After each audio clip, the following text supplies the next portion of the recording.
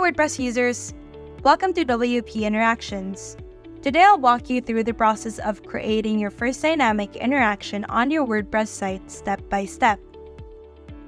Here's a page made with patterns from the 2024 theme. It has two interactions, a button click that navigates to a new section, and text columns that fade in and fade out when the section enters and exits the view. Let's get started.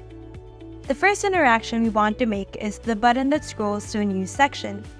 Select the button block and click the Add Interaction to Block button. From the list, choose Click. Now let's assign a new name to this interaction. It's time to add our actions. Head to the Action timeline and click the plus button. In the Add Action menu, look for the Scroll to Element action in the navigation group. Now let's customize the properties of our action. The scroll position property determines the vertical alignment of the element target after scrolling. The options are top, center, and bottom. Let's select center to ensure that the content is centered when the click navigates to the next section. The next setting is the scroll offset, which determines the position of the element relative to the scroll position. This is measured in pixels. Since we've selected center, we don't need it in this case. Next, we need to select the element we want the window to scroll to when the user clicks the button. In the drop-down menu, select Block. Now click the Target button and select the group block containing our second section. Now we just need to adjust the timing of our action. Here, we have starting time, which is the number of seconds between the trigger and this action. We want the page to navigate immediately, so we'll leave this at 0. Next is the duration, which is the number of seconds the action will take. Let's set it to 0.8 seconds, so the transition won't be too fast or too slow. Lastly, the easing setting defines the movement of an action over its duration to create more natural and visually appealing movements. You can experiment with the different options here, but for now we'll select Ease Out Expo. This will make our scrolling action smooth. Now let's save this interaction. You may get a warning asking if you want to save the block anchors WP Interactions has added. Just click OK and preview our post on the front end.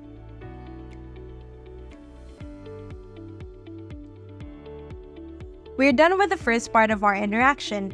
Now we'll make the content of the second section display in a staggered manner once it's in view. Going back to the block editor, let's select the first text column. Click Add Interaction to Block and select Entered into Viewport. Let's give it its unique name and start building the actions. In the Entered into Viewport action timeline, we need to add a starting state action. This determines the appearance or condition of the block before the trigger is fired. So let's add an opacity action and set it to 0. For the element target, we'll keep it to interaction trigger. Now, in the timing controls, turn on the Set as Starting State toggle. Next, we'll need to add an action that will play out after the trigger is fired. Let's copy and paste the action we just made. In the action settings, set the opacity property to 1 and turn off the Set as Starting State toggle. In the timing controls, let's leave the starting time to 0, the duration to 0.6, and leave the easing as is. Then, in the exited viewport action timeline, let's copy and paste the action we just made, but this time, set the opacity to 0. Let's save this interaction and preview it in the front end.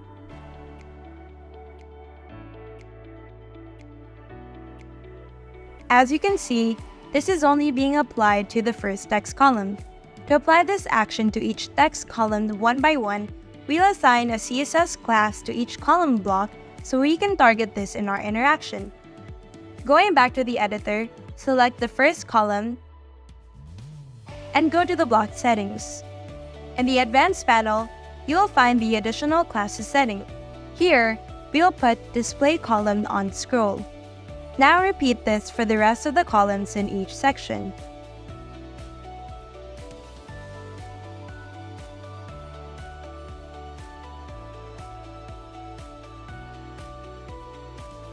Once that's done, let's go back to the WP interaction sidebar. Select the interaction we've previously created, and in the actions, let's change the element target to CSS class and put in the display column on scroll class we added to each column. Then, in the timing controls, set the stagger to 0.2. Don't forget to do the same for the exited viewport actions. Now let's test how it looks on the front end.